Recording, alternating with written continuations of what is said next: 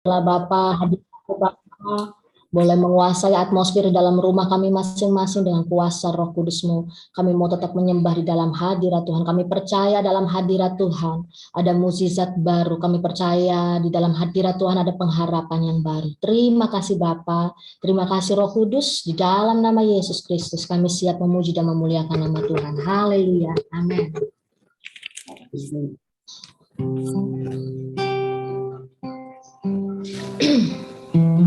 Terima kasih Tuhan. Kami mau datang menghampiri tahta suci-Mu Tuhan. Thank you Jesus. Thank you Holy Spirit. Terima kasih Bapa.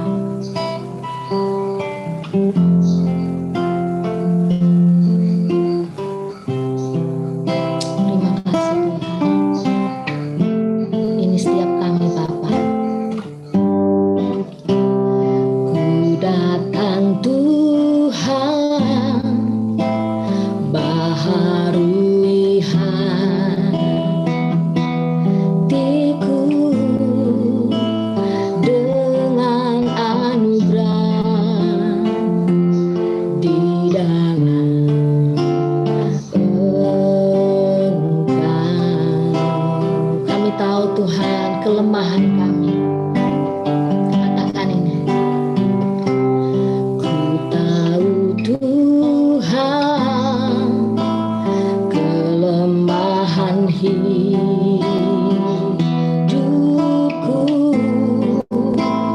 akan terhapus oleh kuasa kasih-Mu. Mari angkat tanganmu, kasih-Mu.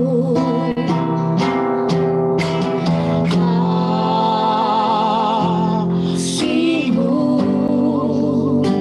melingkupi hidupku. Bawa kami Tuhan, bawaku dekat padamu. Kami mau terbang bagai Raja Wali. Ku kan terbang bagaikan Raja Wali.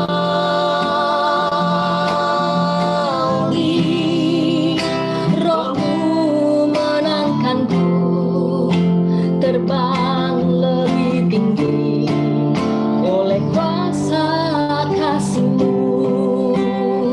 Mari kita katakan kembali sama-sama. Ku datang Tuhan. Ku datang Tuhan, baharui hatiku dengan anugerah di dalam Engkau. Ku tahu Tuhan, ku tahu Tuhan kelemahan hidupku akan terhapus oleh kuasa kasih-Mu. Terima kasih Tuhan. Kasih-Mu Bapa. Kasih-Mu melingkupi hidupku. Bawaku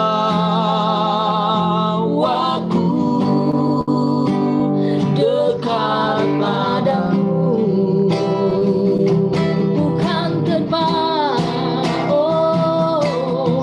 bukan terbang bagaikan Raja Wali.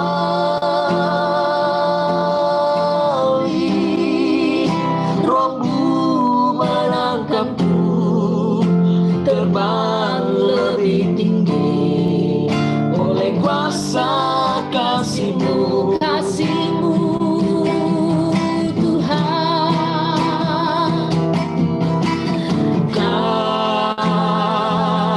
kasih-Mu melingkupi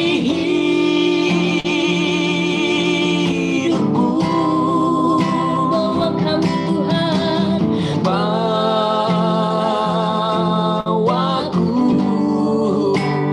dekat padamu. Kami mau terbang Tuhan,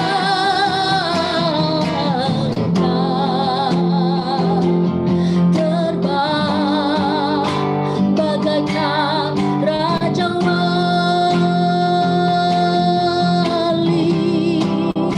Roh-Mu menangkanku, terbang lebih tinggi oleh kuasa kasih-Mu. Katakan kembali, kasih-Mu Tuhan, kasih-Mu, kasih-Mu melingkupi hidupku,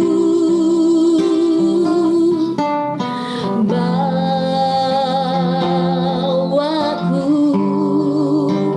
dekat padamu. Terima kasih Tuhan. Ku kan terbang bagaikan Raja Wali.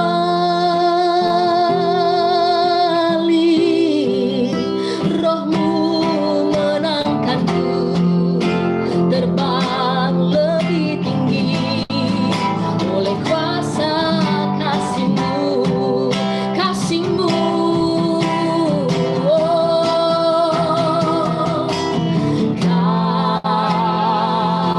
Kasih-Mu melingkupi hidupku, bawa setiap kami, bawaku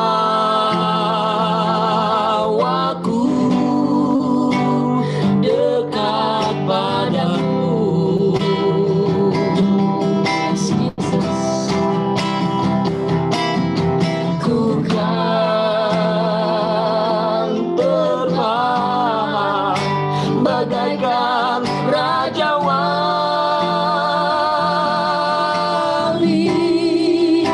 Roh-Mu menangkanku, terbang lebih tinggi oleh kuasa kasih-Mu.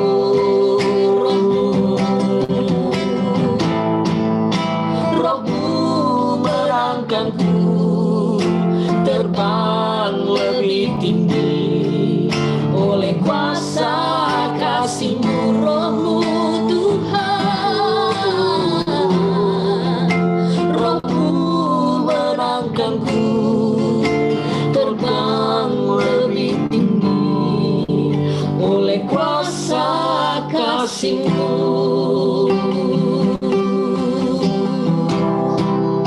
Kami bersyukur Tuhan,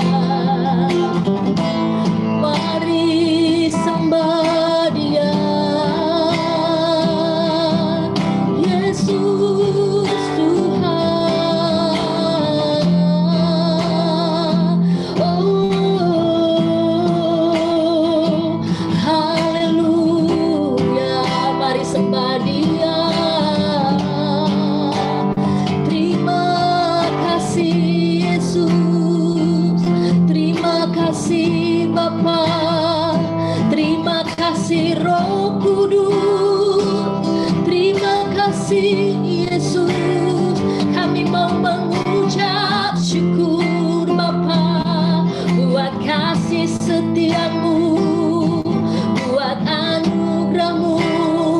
Kau Allah yang setia, Allah yang terbaik. Kau baik Bapa,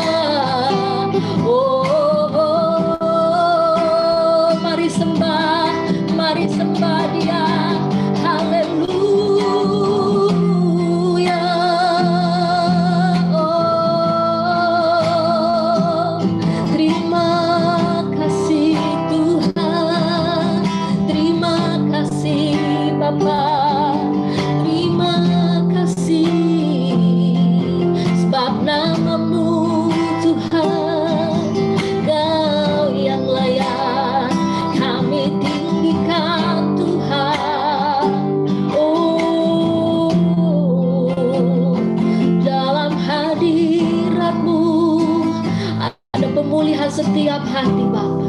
Di dalam hadirat-Mu Bapa ada kuasa-Mu Bapa yang sungguh sangat dahsyat dalam kehidupan. Kami mau menyanyikan pujian lebih dalam lagi. Terima kasih Tuhan, terima kasih Bapa. Nyanyi pujian bagi-Mu Tuhan, pujian bagi-Mu Tuhan, nama-Mu besar dan layak dipuji. Nyanyi pujian bagi-Mu Tuhan, pujian bagi-Mu Tuhan, nama-Mu besar dan layak dipuji. Mari angkat tanganmu, nyanyi pujian bagi-Mu, nyanyi pujian bagi-Mu Tuhan, pujian bagi-Mu Tuhan, nama-Mu besar dan layak dipuji. Nyanyi pujian bagi-Mu Tuhan, pujian bagi-Mu Tuhan, nama-Mu besar dan layak dipuji. Ku agungkan nama-Mu, ku agungkan nama-Mu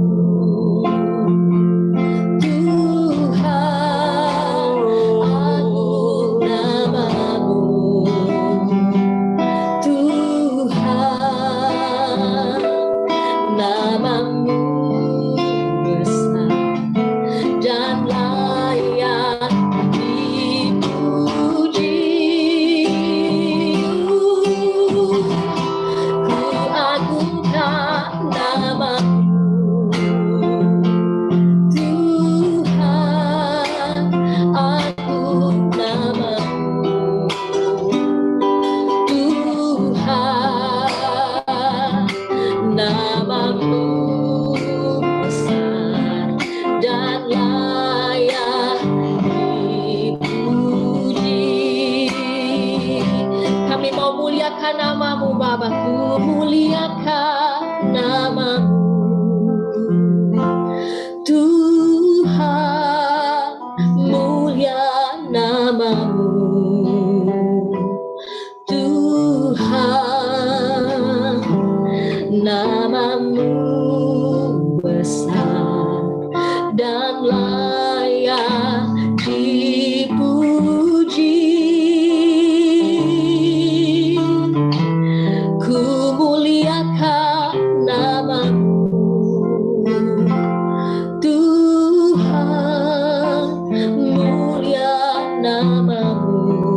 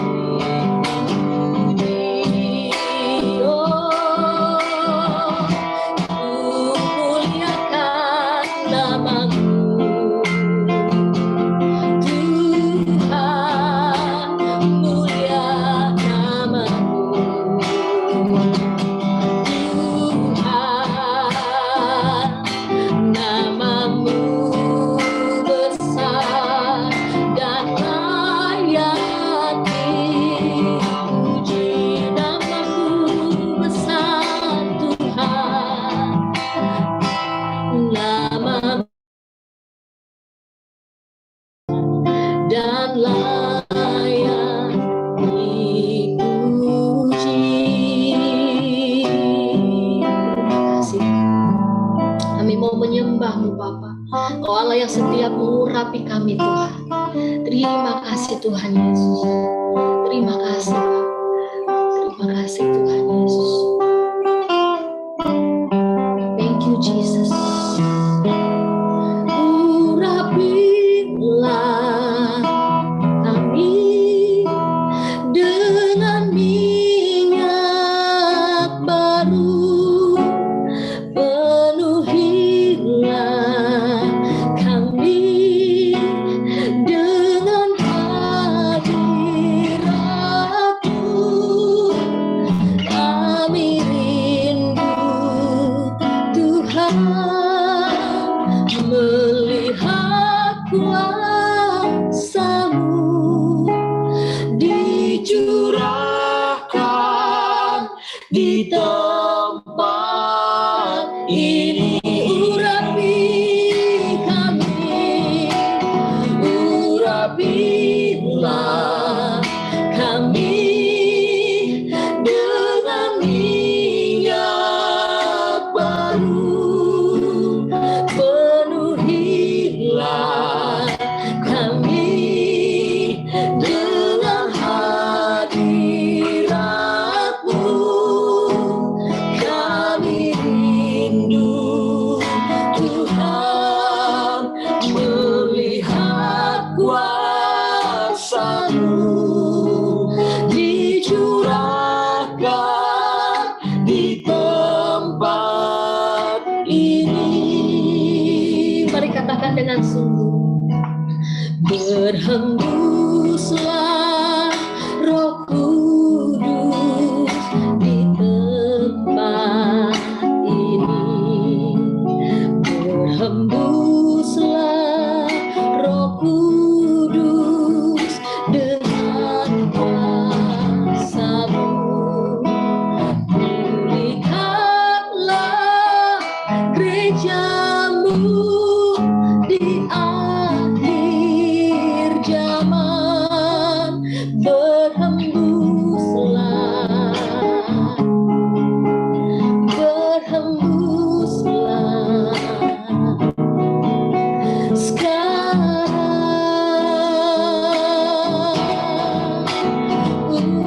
Urapilah kami dengan minyak baru, penuhilah kami dengan hadirat-Mu. Kami rindu Tuhan melihat kuasa-Mu dicurahkan di tempat ini. Urapi kami, urapilah kami dengan minyak baru, penuhilah kami dengan hadirat-Mu. Kami rindu Tuhan melihat kuasa-Mu dicurahkan di tempat ini.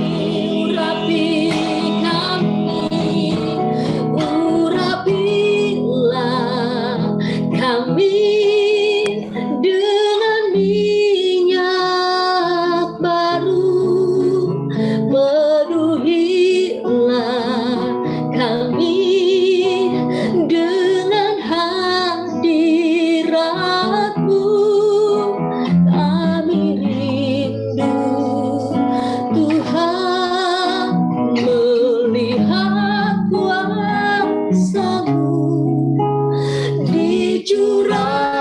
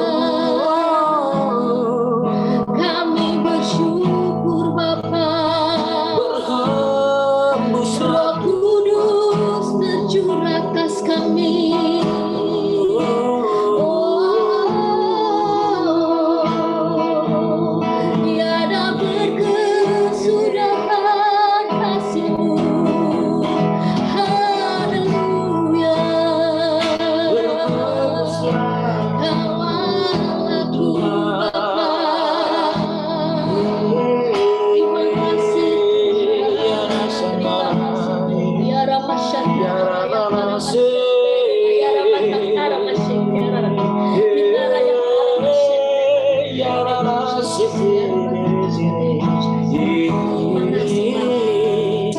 kasih Bapa yang baik. Kami menyembah dalam hadirat Tuhan. Biarlah namamu ditinggikan di atas segalanya. Terima kasih Bapa. Saat ini kami siap rindu mendengarkan isi hatimu oleh hambamu Bapa. Biarlah hikmat Tuhan turun menyertai hambamu Bapa. Damai sejahtera dan sukacitamu menyertai kami Bapa, penuh dengan penyertaan kuasa Roh Kudus-Mu. Di dalam nama Yesus kami siap mendengarkan firman-Mu. Haleluya, haleluya. Amin. Terima kasih. Shalom. Bapak Ibu Saudara terkasih di dalam Kristus. Senang ya, pagi-pagi kita sudah ada di dalam bait-Nya, kita ada di bawah kaki Tuhan untuk menyembah memuliakan Tuhan. Karena sesungguhnya itulah yang Tuhan inginkan di dalam setiap kehidupan kita. Karena tidak lain dan tidak bukan bahwa setiap kita umat-umat Allah diciptakan hanya untuk memuji dan memuliakan nama Tuhan. Lainnya enggak ada. Kenapa seperti itu ya? Karena Tuhan enggak bisa memuji dirinya sendiri. Ya, Dia butuh kita untuk memuliakan, mengagungkan, ya. Pujian, pengagungan, penyembahan sebagai wujud daripada pengakuan bahwa Dia adalah Allah satu-satunya yang esa. Kita bersyukur pagi hari ini, dan saya lihat bahwa jadwal sepanjang beberapa hari belakang ini ke depan, di belakang sudah membahas kitab Yeremia. Ya, izinkan saya untuk bisa share materi. Mudah-mudahan bisa ditampilkan dan saya berharap bisa ditampilkan. Apakah bisa dilihat? Bisa ya? Ya. Ada pepatah bilang tak kenal maka tak sayang. Ya. Nah, ini adalah foto kami sekeluarga. Nama saya Sofian Irawan. Saya dikaruniai satu orang istri yang sah dunia dan akhirat, Surjanti Sunasono. Saya diberkati 4 orang, putri dan putra, Floren, Joshua, Rachel, dan Daniel. 3 sudah menikah, 1 belum. Kami sekeluarga melayani di GPA Immanuel Jakarta sebagai full-timer, sebagai hamba yang Tuhan percayakan ada di tengah-tengah satu gereja yang enggak terlalu besar. Ya. Demikian, kalau ada yang kenal, itu adalah bagian dari keluarga inti kami. Ya, saya tinggal tidak terlalu jauh, tetap di Tangerang Selatan. Thank you Pak John yang sudah lama kenal di dalam komunitas pria sejati. 1, 2, 3, karena passwordnya 1, 2, 3.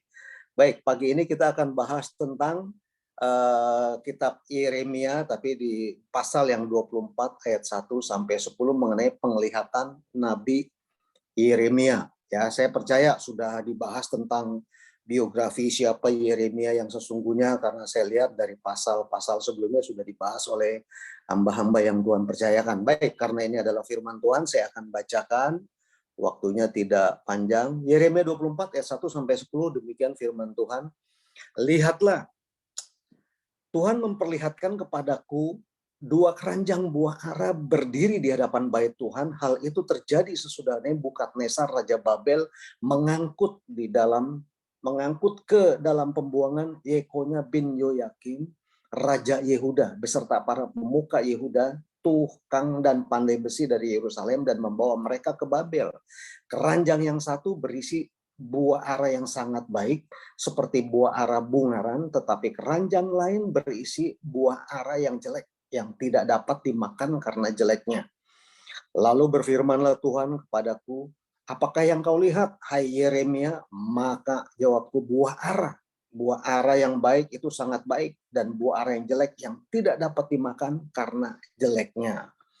Ayat 4, dikatakan, kemudian datanglah firman Tuhan kepadaku, bunyinya, beginilah firman Tuhan Allah Israel, sama seperti buah ara yang baik ini, demikian aku akan memperhatikan untuk kebaikannya orang-orang Yehuda yang kubawa dari tempat ini ke dalam pembuangan ke negeri orang-orang Kasdim.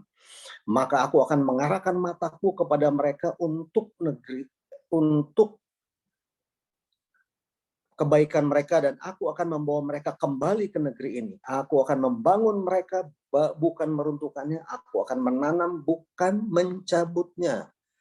Ayat 7 dikatakan, aku akan memberi mereka suatu hati untuk mengenal aku, yaitu bahwa akulah Tuhan.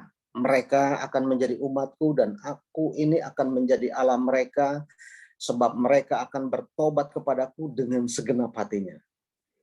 Tetapi seperti buah ara yang jelek itu yang tidak dapat dimakan karena jeleknya, sungguh beginilah firman Tuhan.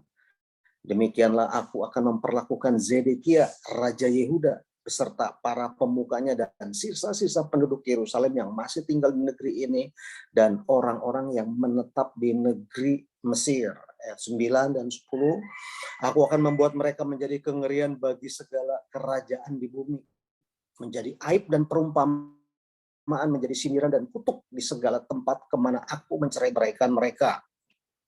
Ayat 10 dikatakan, dan aku akan mengirimkan perang, kelaparan dan penyakit sampar ke antara mereka, sampai mereka habis dilenyapkan dari atas tanah yang telah kuberikan kepada mereka dan kepada nenek moyang mereka. Nah, ini adalah satu perikop tentang penglihatan Nabi Yeremia di zamannya terhadap suatu bangsa yang akan dicerai-beraikan oleh Allah. Nah, sebelum itu terjadi, Yeremia, seorang nabi Allah, mendapat satu penglihatan oleh Allah pada zamannya. Siapa Yeremia? Yeremia adalah seorang nabi yang lahir di tahun 645 sebelum Masehi. Dikatakan ia melakukan tugasnya sebagai nabi pada 627 sebelum Masehi. Jadi usianya masih relatif muda pada saat itu. Ya, sekitar hampir 20 tahun. Dia dipercayakan oleh Allah sebagai nabi pada ke banyak raja-raja di Yehuda pada zamannya, yaitu pada masa Raja Yosia, Raja Yoahas, Raja Yoyakim, lalu anaknya Raja Yoyakim dan Zedekia. Peristiwa itu terjadi pada zaman Zedekia, pemerintahan Zedekia, Raja Yehuda, di mana ada satu penglihatan yang luar biasa. Ya, bangsa Israel, bangsa umat pilihan Allah diibaratkan sebagai satu tumpukan buah ara yang baik dan tidak baik. Ini adalah suatu peristiwa yang terjadi dan akan terjadi pada zaman itu terhadap bangsa Israel. Nah, ada beberapa poin penting di dalam masa-masa kehidupan Yeremia pada zaman-zaman raja-raja Yehuda. Di antaranya yang disoroti oleh Yeremia adalah masa pemerintahan Yosia pada saat itu. Ya, jauh sebelum Zedekia, di mana bangsa Israel beribadah dan menyembah Baal, dewa kesuburan. Mereka beribadah kepada Allah yang mati. Ya, sebagian besar orang-orang Yehuda, orang-orang Yahudi, orang-orang Israel pada saat itu, mereka percaya kepada Baal, dewa-dewa kesuburan. Ya, bahkan pengajaran-pengajaran sesat juga ada di pada zaman Yosia pada saat itu. Nah, yang disoroti pada masa pemerintahan Yoyakim dan Yeremia menasehati dengan sangat terhadap kehidupan bangsa Israel, di mana orang-orang Israel pada saat itu kembali menyembah Baal, dewa kesuburan. Terjadi kebejatan moral, ketidakadilan sosial, dan yang lebih parah lagi, mereka membakar gulungan kitab nubuatan Nabi Yeremia pada saat itu di zaman pemerintahan Yoyakim. Saya cuma mau garis bawahi terhadap penyesatan-penyesatan, kebejatan-kebejatan moral dan tindakan-tindakan berdosa di zaman raja-raja Yehuda pada saat itu. Nah, di zaman Zedekia mereka memberontak melawan Babel. Yeremia terus menyuruhkan agar Yehuda bertobat dan akhirnya Yeremia ditangkap. Ya, masa setelah takluknya Yerusalem di zaman Zedekia, orang-orang Yehuda menolak perintah Allah. Nah, ini adalah satu poin-poin di mana orang-orang Israel pada saat itu bertindak yang tidak baik di hadapan Allah, ya, melakukan perbuatan-perbuatan dosa.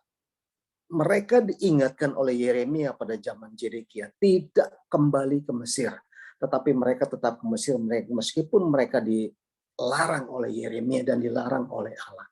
Ini adalah poin-poin di mana bangsa Israel pada saat itu melakukan kesalahan di hadapan Allah pada saat itu. Nah, saya bagi poin di ayat 1 dan ayat 3 ya, berbicara tentang penglihatan tentang 2 keranjang yang berisi buah ara sebagai persembahan kepada Tuhan.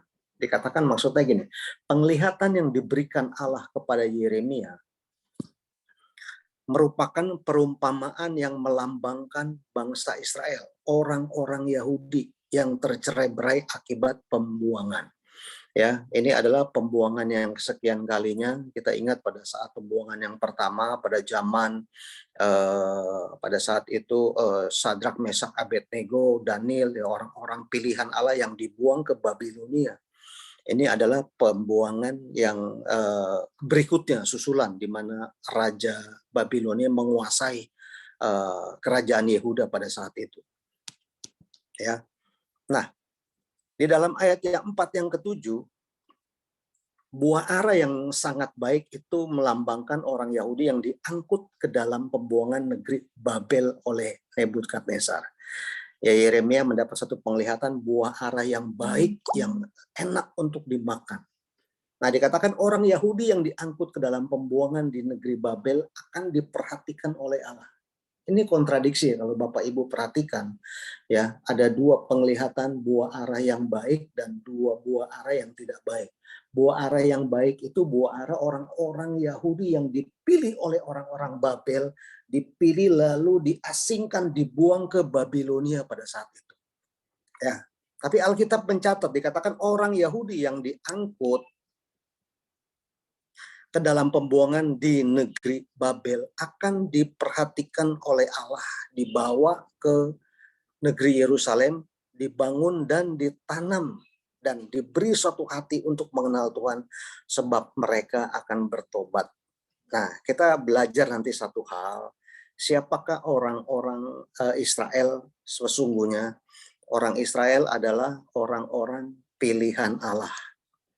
Ya, bahwa Tuhan walaupun orang-orang Israel di zaman kehidupan mereka melakukan perbuatan-perbuatan dosa, tapi Tuhan masih memberikan kesempatan kedua, kalau saya bilang, untuk bertobat dari hadapan Allah. Ya, siapa sih orang Israel? Orang Israel adalah umat pilihan Allah. Kapan umat pilihan Allah itu ditetapkan oleh Allah, Israel menjadi umat pilihan Allah? Itu pada zaman, kita belajar satu hal di sini ya. Pemilihan atas Abraham adalah hak prerogatif Allah, di mana Allah berjanji kepada Abraham. Ada 3 pesan dalam firman Tuhan kepada Abraham. Saya catat di dalam Kejadian 17 ayat 2, dikatakan begini. Aku akan mengadakan perjanjian antara aku dan engkau, dan aku akan membuat engkau sangat banyak. Ini janji Allah kepada Abraham. Ya, aku akan membuat engkau beranak cucu sangat banyak, engkau akan kubuat menjadi bangsa, dan daripadamu akan berasal raja-raja. Aku akan memberkatinya, dan daripadanya juga aku akan memberikan kepadamu seorang anak laki-laki. Bahkan aku akan memberkatinya sehingga ia menjadi ibu bangsa-bangsa. Raja-raja bangsa-bangsa akan lahir daripadanya. Ini adalah janji Allah kepada Abraham terhadap keturunannya. Keturunan dari siapa? Kita percaya, kita sudah belajar bahwa Abraham punya 2 orang anak. Yang pertama siapa? Ismail. Ya, Ismail itu anak dari buah kedagingan, bukan dari anak perjanjian. Ya, anak perjanjian itu adalah Ishak. Makanya firman Tuhan katakan bukan dari Ismail lah nanti keturunan yang aku janjikan, tetapi dari anak yang lain yang kamu harus namakan Ishak. Itu adalah cikal bakal perjanjian Allah kepada Abraham yang akan lahir dari umat Israel. Ya, bukan dari Ismail. Setelah Ismail berusia 13 tahun, itu anak dari kedagingan, hasrat kedagingan, bukan janji-janji Allah. Ya, dia punya anak Ismail. Setelah Ismail berumur 13 tahun, lahirlah Ishak. Nah, ini adalah janji Abraham yang diturunkan dari keturunan Abraham melalui Ishak. Nah, kita belajar ya. Saya siapkan. Nah, kita perhatikan. Abraham punya istri Sarah, Hagar, dan Ketura. Ya, Kita tahu bahwa Hagar, istri kedua, memiliki anak Ismail, itu tidak diperhitungkan di dalam Alkitab. Dia memiliki anak Sarah, anak perjanjian, yaitu Ishak. Ishak menikah dengan Ribka. Lalu Ribka, Ishak punya anak, ada Esau dan Yakub. Ya. Nah, dari Yakub itu lahir, dari keturunan Yakub adalah Ruben, Simeon, Lewi, Yehuda, Isakar, Zebulon, dan Dina. Nah, Yakub itu yang disebut Israel. Dari Yakub itu ada nomor 4, ada anaknya yang bernama Yehuda. Itu adalah cikal bakal dari Yahudi. Ya. Nah, kenapa Israel begitu diperhitungkan Allah? Karena Allah memegang perjanjiannya kepada Abraham, nenek moyang, atau bapaknya Yakub. Ya, bapaknya Yakub. Nah, itu adalah cikal bakal umat pilihan. Kalau istilah sehari-harinya bilang begini, berdosanya orang Israel, ya, separah-parahnya orang Israel, tetap Israel adalah umat yang dijanjikan Allah, bahwa daripadanya akan lahir raja-raja, bahkan nabi-nabi. Ya. Nah, kenapa Israel begitu diperhitungkan? Yeremia melihat satu penglihatan, diberikan kesempatan bahwa Allah akan pulihkan orang-orang yang dibuang. Karena mereka adalah umat-umat perjanjian, umat-umat pilihan Allah. Kita lihat siapa Abraham. Nah, Abraham ini yang dari pertama, Abraham punya bapak Terah, ya, dia sebagai penyembah berhala pada saat itu. Ya. Dia pembuat patung. Terah punya anak Nahor, Nahor tuh sampai ke atas. Siapa Abraham? Abraham beranak daripada Nuh. Nah, ya, Nuh adalah restorasi, orang yang diselamatkan dari restorasi manusia pertama di muka bumi. Kenapa sih Allah menghancurkan umat di bumi dan menghancurkan Nuh? Karena dosanya udah teramat sangat. Ya, tapi di balik restorasi manusia pertama di muka bumi, Nuh adalah gambaran dari Adam, representasinya Adam. Itu manusia pertama yang tinggal, manusia kedua yang sisa tinggal di bumi oleh karena air bah. Nah, kalau Bapak Ibu perhatikan siapakah Nuh? Nuh itu adalah cucunya Set. Adam punya anak Kain dan Habil. Kain membunuh Habil. Lalu lahirlah anak-anak laki dan perempuan yang lain dari Adam, yaitu Set. Siapa Set? Set adalah anak Adam yang memanggil nama Allah, yang istilahnya taat kepada Allah. Perhatikan, ada Set, ada Kain. Kain nggak diperhitungkan oleh Allah. Tapi Set, dari Setlah itu turun ke bawah sampai Nuh, sampai ke Abraham. Dan di Abraham Allah menjanjikan sebagai Israel sebagai umat perjanjian. Nah, artinya siapa Israel? Israel itu umat perjanjian. Ya, umat yang dijanjikan Allah. Kalau perhatikan Bapak Ibu, terperhatikan garis tegak lurus ke atas itu sebagai patrilineal. Ya, itu adalah cikal bakal mereka, adalah orang-orang yang hidup benar di hadapan Allah. Sampai dengan Abraham, sampai dengan Ishak, sampai dengan Yakub Israel, dan sampai dengan Yehuda yang disebut sebagai Yahudi. Ya. Dari genetika, umat pilihan itu dari genetika. Lalu gimana kita? Apakah kita sebagai umat pilihan? Iya, kita dari Yesus Kristus, kita sebagai umat pilihan. Ya. Kita lanjut.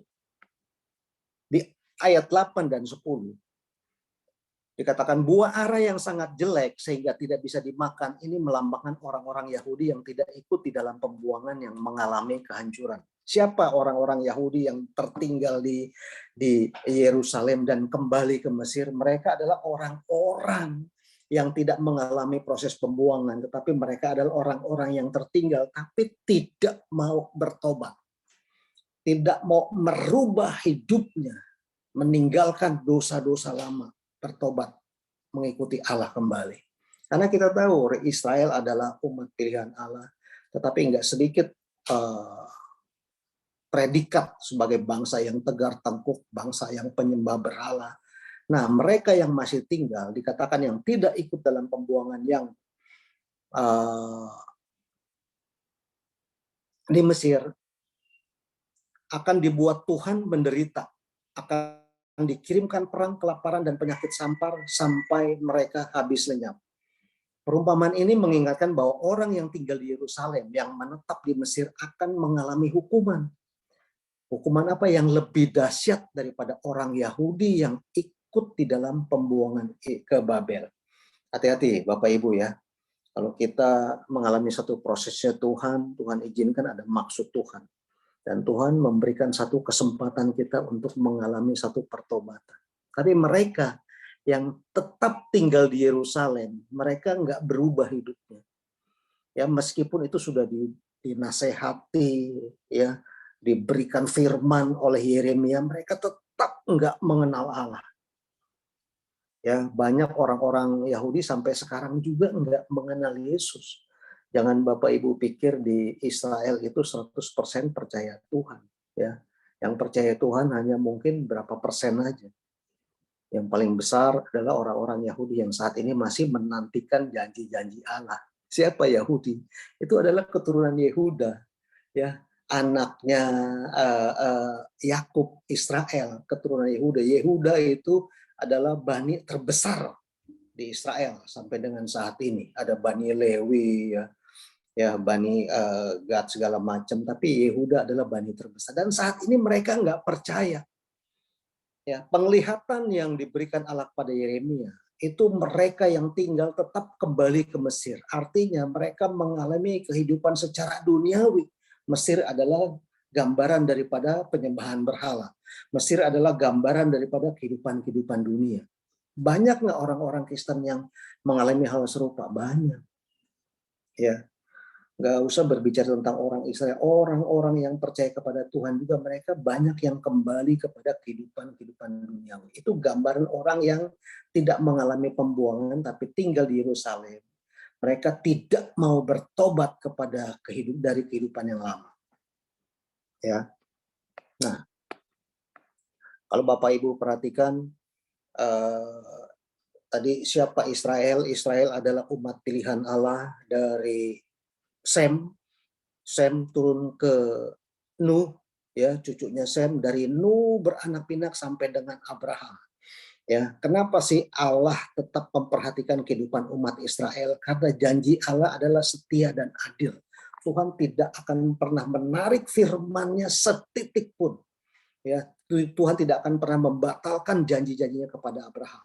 Meskipun orang Israel dikatakan melakukan perbuatan dosa, tetap mereka akan mendapat kesempatan kedua. Nah, pertanyaannya kalau gitu, Pak Pendeta, kalau begitu bagaimana dengan kita? Apakah kita juga menjadi umat pilihan Allah? Kalau melalui Abraham, Allah memilih secara genetika sebagai umat pilihan yang sekarang ada di Israel. Dan tidak semua orang yang ada di Israel itu umat pilihan Allah. Umat pilihan adalah umat-umat yang betul-betul sebagai keturunan Yehuda atau Yahudi. Tidak mengalami perkawinan campur. Nah, dari sejak zaman Kain dan Habil dan Set, saat itu Allah memisahkan. Makanya Allah berfirman ada anak-anak Allah, ada anak-anak raksasa. Anak-anak raksasa adalah anak-anak dunia, anak-anak keturunan Kain. Ya, atau orang-orang yang melakukan perkawinan campur disebut anak-anak raksasa. Tapi anak-anak ilahi adalah anak-anak yang lahir dari orang-orang yang benar. Di situ Allah sudah membedakan. Ya. Nah, kita bisa jadi umat pilihan enggak? Bisa. Di dalam Efesus 1 ayat 13-14 saya bilang begini. Di dalam Dia kamu juga karena kamu telah mendengar firman kebenaran. Ya, kita semua nih. Yaitu Injil keselamatanmu, di dalam Dia kamu juga ketika kamu percaya dimateraikan dengan Roh Kudus yang dijanjikannya itu. Ayat 14 bilang begini, dan Roh Kudus itu adalah jaminan bagian kita supaya kita memperoleh seluruhnya, yaitu penebusan yang menjadikan kita milik Allah untuk memuji kemuliaannya. Untuk menjadikan kita apa? Milik Allah. Jadi secara genetika kita nggak menjadi umat pilihan. Jadi Yeremia 24 itu nggak berlaku kepada kita kalau tanpa Yesus. Tapi karena kita percaya kepada Yesus, dikatakan menjadikan kita milik Allah untuk memuji kemuliaannya di dalam kekekalan. Jadi kita di dalam Kristus, kita juga umat pilihan Allah. Kita milik Allah. Secara apa? Secara iman. Ya, kalau penetapan umat pilihan itu ada dua, melalui Abraham dan melalui Yesus. Mereka secara genetika adalah umat pilihan, kita secara iman adalah kita umat pilihan. Jadi hati-hati terhadap penglihatan Nabi Yeremia terhadap kita sebagai umat-umat pilihan. Ya, jangan sampai kita menjadi buah ara yang tidak baik, yang tidak bisa dimakan, tapi hendaklah kita menjadi buah arah. Walaupun kita banyak kesalahan, kekeliruan, tapi Tuhan masih memberikan kita pintu pertobatan. Karena Dia adalah kasih. Nah, terakhir sasaran kita adalah kita tidak pernah kompromi dengan yang namanya dosa.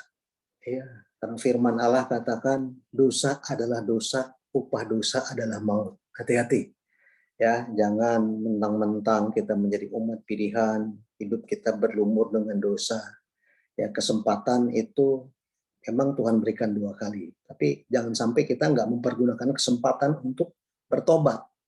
Ya, nobody perfect kita pagi ini di hadapan Tuhan, nggak ada yang kudus, tapi Tuhan yang memberikan kita ya kekuatan untuk melakukan hidup kudus. Yang kedua adalah sasaran kita segera bertobat sebelum terlambat.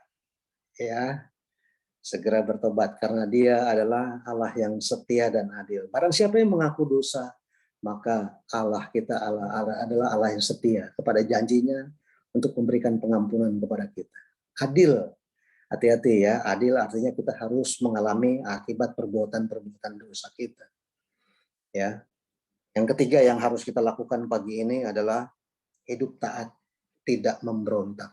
Kenapa mereka diperlihatkan sebagai pohon buah ara yang tidak baik? Karena mereka memberontak. Ya, di dalam kehidupan kelima raja-raja Yehuda pada zaman Yeremia, bangsa Israel bukan tidak dinasehati oleh Allah melalui Yeremia, tetapi mereka tegar tengkuk. Mereka memberontak, mereka menolak janji-janji Allah. Sehingga apa? Sehingga mereka dikatakan sebagai buah ara yang tidak baik. Ya, yang tidak baik, yang tidak bisa dimakan, artinya buah ara yang bangsa atau umat Allah yang tidak mendapat kesempatan kedua untuk mengalami janji-janji Allah. Makanya hati-hati Bapak Ibu ya. Nah, di dalam ayat 10, Yeremia 24 ayat 10 dikatakan begini.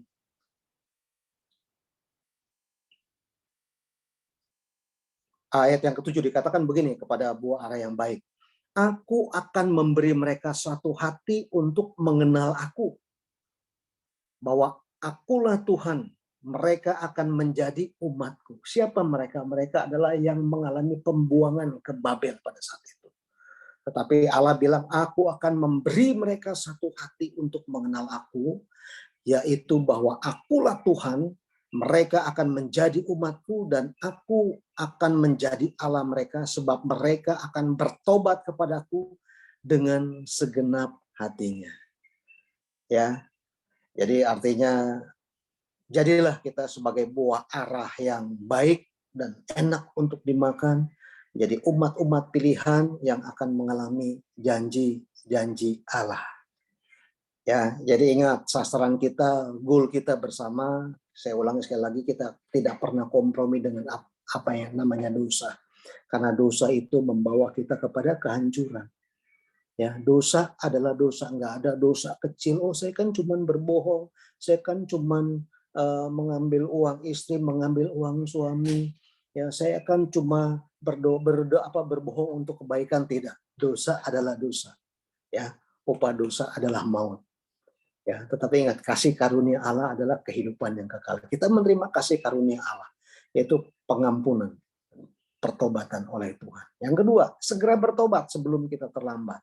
Ya, Yeremia sudah capek lelah di dalam kelima raja-raja Yehuda, dia memberitakan firman untuk mempertobatkan orang-orang Yahudi pada saat itu. Tapi memang nggak sedikit orang-orang yang berulah pada zamannya, sehingga ada yang dibinasakan oleh Allah. Yang ketiga, hidup taat, tidak memberontak terhadap firman. Hari ini kita mendengarkan suara Tuhan. Yohanes bilang pada mulanya adalah firman. Firman itu bersama-sama dengan Allah dan firman itu adalah Allah. Kalau kita mendengarkan firman Tuhan pada pagi hari ini dan pada hari-hari setiap hari kita di mana memulai hidup kita mendengarkan suara Allah. Jangan keraskan hati, buka hati terus buat anugerah yang Tuhan berikan. Kita berdoa, kita tundukkan kepala. Hamba bersyukur Bapa buat kebenaran firman-Mu. Tuhan sudah menyatakan melalui penglihatan di dalam Yeremia 24 bahwa setiap orang yang tidak membuka hati akan mengalami suatu keadaan yang buruk, keadaan yang tidak baik. Karena mereka tidak menerima janji Allah, mereka menolak dan memberontak terhadap firman Allah. Tapi kami sebagai anak-anak-Mu pagi ini, sebagai umat pilihan Allah, yang oleh karena iman percaya kami kepada Tuhan, Tuhan kami mau menjadi umat-umat pilihan yang menerima janji-janji Allah. Seperti halnya yang Nabi Yeremia mendapat penglihatan kami sebagai buah ara yang baik, yang sedap, yang enak untuk dimakan. Demikianlah kami ya Bapa. Meskipun kami ada di dalam prosesnya Allah, kami akan membuka hati buat kebenaran firman-Mu dan kami akan menerima janji-janji Allah karena Engkau adalah Tuhan dan Allah kami satu-satunya. Mbak berdoa buat komunitas doa pagi pada hari ini. Tuhan berkati setiap anak-anak-Mu, setiap hamba-hamba-Mu yang sudah melayani. Biarlah berkat Allah dicurahkan dalam setiap kami. Damai sejahtera dan sukacita Allah mengalir sepanjang hari ini. Dalam nama Yesus. Haleluya. Amin. Terima kasih Tuhan Yesus memberkati kita semua. Shalom. Terima kasih Pastor Sofyan. Ya, terima kasih untuk renungan pagi ini. Luar biasa. Saya kenalkan sedikit kepada Pak Sofyan. Ini kita adalah komunitas doa pagi yang dibangun sejak 1 April 2021 ya. 2020 Pak. 2020. Jadi sudah hampir 2 tahun. Semenjak pandemi kita adakan doa pagi dan terus setiap pagi hampir dikatakan tanpa libur karena Imlek juga kita doa pagi. Terus tahun baru ya, Natal juga kita doa pagi, bahkan kita merayakan Natal di pagi hari. Jadi mungkin seluruh dunia kita satu-satunya yang merayakan Natal di pagi hari. Nah, jadi terima kasih Pak Sofyan. Saya berharap sering-sering bisa kita undang untuk bergabung. Jadi ini sih skala denominasi. Ada juga dari Amerika, Pastor Peter Manohutu. Mungkin tahu ya, Peter Manohutu. Dari Amerika. Ya, sering ikut gabung juga. Jadi adik daripada Pastor Ade Manohutu. Terus ada Pastor Darius dari GBI juga. Ada Pastor Edi Hartoyo dari WTC juga. Jadi ada beberapa pastor yang gabung di sini. Jadi kita semua di sini tidak ada gembala, tidak ada istilahnya ketua, tetapi kita adalah komunitas yang duduk sama rendah, berdiri sama tinggi. Jadi semuanya sama. Dan saya dan Pak Kelly bukan ketua koordinator, tetapi hanya tukang koordinator gitu. Tukang koordinator, jadi nggak ada ketuanya. Jadi kita operator setiap pagi mengoperate supaya orang memfasilitasi orang supaya bisa ikut doa pagi. Awalnya kita adalah tim pujian penyembahan. Kita menyembah terus memuji, menyembah. Nah, kalau memuji menyembah tanpa ada firman Tuhan, bahaya nanti. Lucifer bisa masuk. Nah, ada penyembahan, ada firman Tuhan, ada juga doa. Jadi kalau hari Senin sampai Jumat itu kita mendoakan negara, ada doa syafaat. Kecuali hari Sabtu. Jadi hari Sabtu kita hanya mendoakan bagi yang titip doa. Oke. Jadi saya kembalikan kepada Pak Kianli untuk menunjuk siapa yang doa, dan nanti Pak Kianli yang mengatur layarnya apa yang mau didoakan. Demikian Pak Sofyan dan saudara kasih dalam Tuhan, saya mengenal Pak Sofyan tuh, kita ada grup namanya Kopi dan Kasih. Jadi KDK, Kopi dan Kasih. Kita minum kopi bersama setiap hari Jumat pagi di kedai kopi Pasar 8. Jadi bahasnya macam-macam, dari pria 1, 2, 3 ya, sampai ke gereja, sampai ke bisnis, sampai ke segala macam. Tapi semuanya di dalam Tuhan. Ya, saya sering bilang sama Pak Sofyan, kalau pria sejati 1, 2, 3 habis training pria sejati harus sering-sering diingat, harus sering-sering dicek apakah pria itu masih sejati. Sekarang banyak sekali yang lulusan pria sejati yang sudah tidak sejati lagi. Karena kalau 1, 2, 3 jawabnya yes, itu udah jadi latah. Udah nggak ngerti 1, 2, 3 itu apa gitu. Jadi kalau cuman diteriakin 1, 2, 3 yes, itu latah nanti. Jadi harus mengerti. Karena sekarang banyak pria-pria yang homoseks. Kalau diteriakin Cin, langsung mengok dia. Jadi apa bedanya dengan teriak 1, 2, 3 semua jawabnya yes gitu kan. Jadi saya bilang hati-hati, pria sejati jangan pikir kalau sudah ikut training pria sejati dia langsung melekat. Jangan salah. Kalau jatuh lagi kepeleset lebih bahaya lagi. Jadi pria sejati itu harus diasah setiap pagi. Terima kasih Pastor Sofyan. Saya kembali ke Pak Kianli. Silakan Pak Kianli. Baik, terima kasih Pak John. Terima kasih juga buat Pastor Sofyan dan Ibu Lisbeth yang sudah melayani.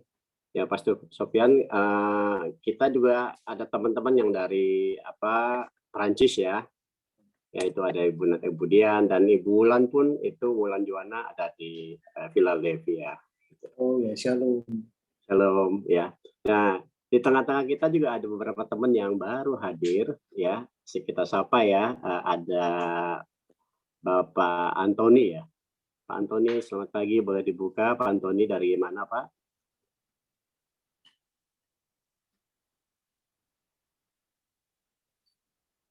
Silakan Pak Antoni. Di tengah kita juga ada Pastor Nancy ya. Halo Pastor Nancy. Halo, shalom.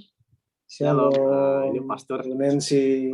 Kumpul lagi nih Pastor, banyak di sini nih. Ya, saya Boleh kenal. dikenalkan Pastor Nancy? Ya, saya dari BLCC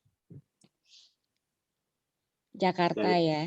Jakarta ya. Oke, Ya. Pastor Nancy nanti akan melayani hari Jumat, akan membahas tentang Yeremia 29 ya. Ya, Terima kasih Pastor betul. Nancy yang sudah bersedia hadir ya. Baik, Oke.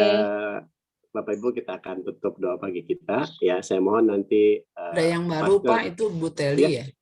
ada, oh iya, sorry, satu lagi ya, Ibu Teli ya. Oh iya, Ibu Teli. Halo Ibu Teli, boleh Ya, dibuka Bu, dikenalin? ya, saya istrinya Pak Sofyan, Pak. Oh, oke. Ya. Terima kasih Bu Gembala. Ya, yang sudah hadir gitu di doa pagi. Baik, Pastor Sofyan boleh minta tolong untuk doa buat teman-teman yang butuh pertolongan, butuh doa. Sekalian doa berkat Pastor Sofyan. Silakan Pastor Sofyan. Nanti saya share ininya, materinya ya.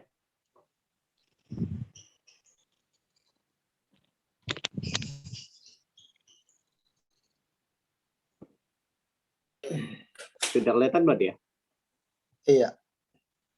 Mari kita satukan hati, bukan kepala, Kita minta kuasa Allah bekerja terhadap anak-anaknya yang membutuhkan pertolongan pada pagi hari ini.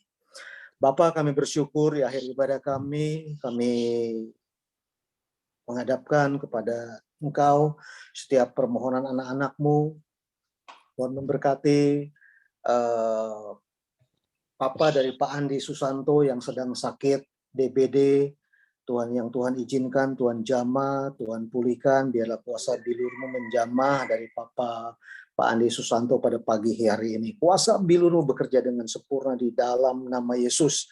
Tidak ada satu bakteri, tidak ada satu virus pun yang mengganggu sirkulasi darah dalam kehidupan Bapak Andi. Tuhan, di dalam nama Yesus, kesembuhan yang sempurna boleh terjadi pada pagi hari ini.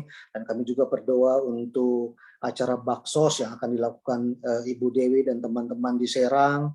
Tuhan, kami tahu bahwa Serang Tuhan izinkan dilanda oleh bencana banjir. Tuhan memberikan kekuatan bagi setiap orang-orang yang di sana yang dilanda banjir, terlebih anak-anak-Mu yang mendapatkan musibah.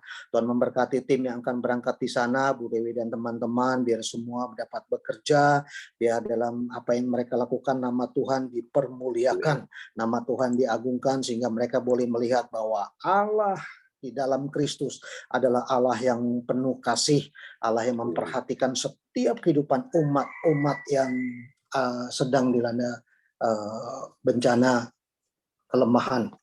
Kami berdoa juga Tuhan buat anak daripada Joshua yang hari-hari ini pertama kuliah tatap muka. Tuhan berkati, Tuhan protek setiap anak-anak-Mu yang menghadapi proses belajar mengajar. Tuhan lindungi mereka dari bahaya penyebaran pandemi virus apapun juga bentuknya di dalam nama Yesus.